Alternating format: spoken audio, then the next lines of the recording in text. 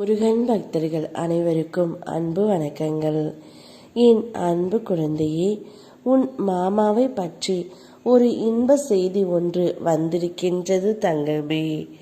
நீண்ட நாட்களாக சரியாக பிரார்த்திக்க முடியவில்லை என்ற வருத்தத்தில் இருந்தாய். இன்று மனதார பிரார்த்தனை செய்து முடித்தாய். நீ என்னை விட்டு விலகி போவது போல் தெரிந்தாலும் நீ விலக முடியாத அளவிற்கு என் மீது ஆழ்ந்த பக்தி கொண்டு உள்ளாய் தங்கமே.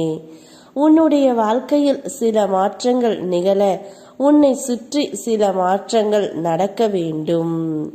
அது நிச்சயம் நடந்தே தீரும். இப்பொழுது உன் உயிரான உன் மாமா உன்னிடம் வர துடித்து கொண்டு இருக்கின்றார். அவர் தானாகவே வந்து உன்னிடம் ஒரு இன்ப செய்தியை கூறப் போகின்றார் தங்கமே. இனி வாழ்ந்தால் உன்னோடு தான் வாழ்வேன் என்ற ஒரு நல்ல முடிவை எடுத்துவிட்டுத்தான் அவர் வந்து கொண்டே இருக்கின்றார் தங்கமே. உன் வேதனையை, உன் தனிமையை நான் அறிவேன். ஆனால் நீ ஒருபோதும் தனித்து இல்லை தங்கமே.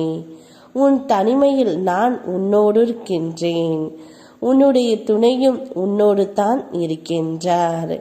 உன் நல்ல மனதால் தான் நீ அனைத்தையும் பொறுத்து கொண்டு செல்கின்றாய். ஆனால் அதை உணர வேண்டியவர் உணராதது போல் இருக்கின்றனர். உன் நல்ல மனதிற்கு நீ எதிர்பார்த்த நன்மைகள் நடக்கப் போகின்றது. எங்கும் எதிலும் நிதானத்தை கடைபிடி தங்கமே. எந்த ஒரு விஷயத்திலும் பதற்றமடையாதே. எதை தொடங்கும் போதும் எனக்கு அர்ப்பணித்து மனதில் நினைத்து தொடங்கு. சுப செய்திகள் உன்னை வந்து சேரும். நீ எப்போது செய்த கர்ம வினையை இப்போது அனுபவிக்கின்றாய். அதை விரைவில் நான் தீர்க்கப் போகின்றேன் தங்கமே. சில விஷயங்கள் நடக்க வேண்டிய நேரத்தில் சரியாக நான் நடத்தி தருவேன். ஒரு சொல் போதும் என்றால் இரு சொற்களை செலவு செய்யாதே. எவ்வளவு சொல்லியும் பயனில்லை என்றால் ஒரு சொல்லையும் விரயமாக்காதே தங்கமே. மௌனமே சிறந்தது. உன்னுடைய மௌனத்தால் நீ இப்போது வாழ்க்கையை வென்றுவிட்டாய். நீ பேசாமல் இருப்பது உன் துணைக்கு மிகவும் உறுத்தலாக இருப்பதால் அவர் தானாகவே உன்னை தேடி வந்து கொண்டு இருக்கின்றார்.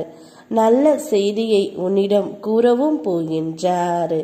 நன்மைகளை செய்து நீ ஏமாந்து கூட போயிருக்கலாம்.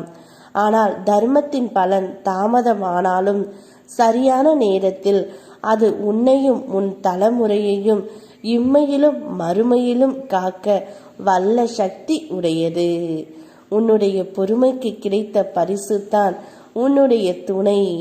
கூடிய விரைவில் அவர் தானாகவே தான் செய்த தவறை அனைத்துமே உணர்ந்து உன்னிடம் மன்னிப்பு கேட்கப் போகின்றார்.